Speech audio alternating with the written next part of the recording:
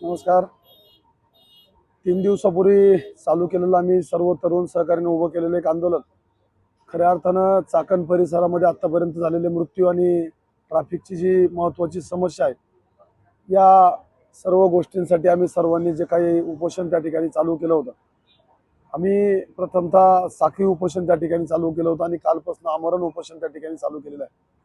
आणि मी पहिल्या दिवशीच PMRDचे आयुक्त असतील किंवा जिल्हाधिकारी असतील, त्याचबरोबर MIDCचे अधिकारी असतील, यांना विनंती केली होती की आम्हाला कुठंतरी रुद्ररूप त्या ठिकाणी घ्यायला तुम्ही भाग पाडू नका.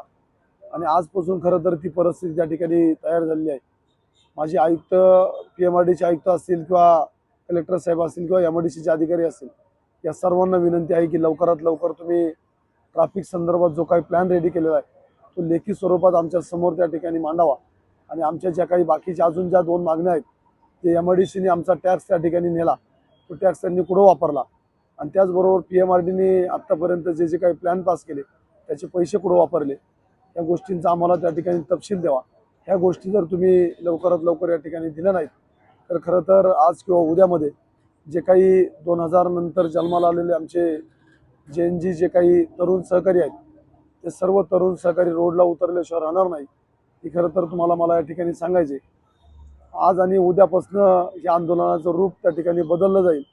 आणि हे बदललेलं रूप याला जबाबदार कुठंतरी PMRDचे आयुक्त, त्या ठिकाणी कलेक्टर साहेब आणि MIDCचे अधिकारी राहतील. आणि याला सर्वस्व जबाबदार तुम्ही असाल, हे मला या ठिकाणी तुम्हाला आवाहन करायचे.